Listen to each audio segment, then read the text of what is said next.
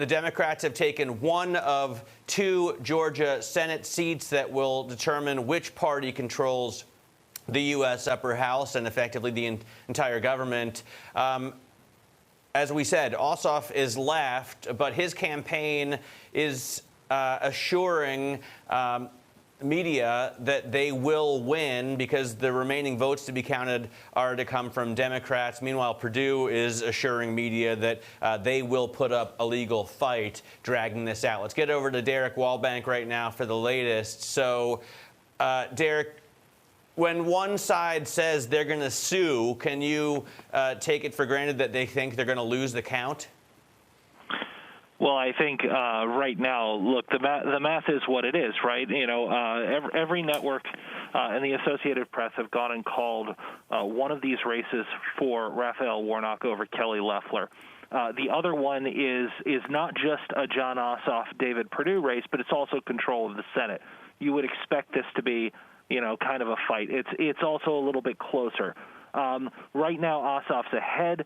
Right now, if you look at the areas of Georgia where you're still seeing some votes that have been legally cast that are waiting to be counted, you're seeing those in more Democratic areas.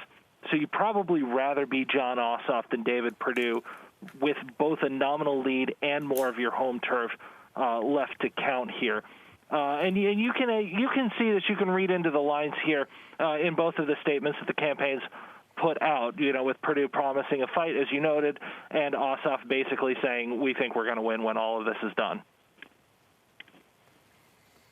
Really interesting to see markets moving on this story, Eric. We've got Nasdaq futures moving lower, down 1.4%. Other markets a little flatter, but Russell 2000 index futures jumping 2%. So that reflecting perhaps optimism for small caps.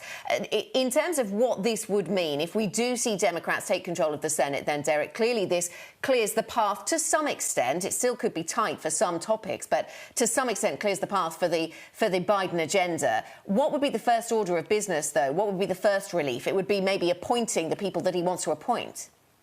Yeah, I think the big control here is agenda. And look, a lot of people who don't follow Washington extremely closely are going to start to learn a lot about Senate procedure coming up. But yeah, I think the first one is appointments. Recall that at the end of Barack Obama's administration, he had a Supreme Court vacancy, and Mitch McConnell didn't let him have a vote on his nominee. So that sort of thing just ends.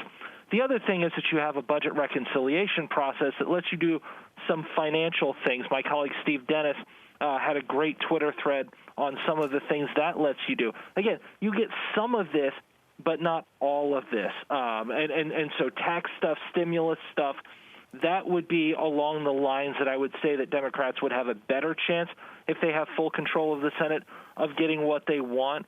Whereas some of the more policy-related stuff, like pure policy-related stuff, your climate change or things like that, that still gets subject to that legislative filibuster, and that requires 60 votes. And it doesn't matter what way this last race goes, nobody's going to get 60 votes. So you're still going to see in a very divided Washington the need for bipartisanship and Mitch McConnell having a big role, and you know, Democrats and Republicans, you know, both hanging on a thread here, both majorities in the House and Senate hanging on a thread. So Democrats getting to do everything they want to do, that's overstated. But the idea that this would be a major obstacle overcome, that's real.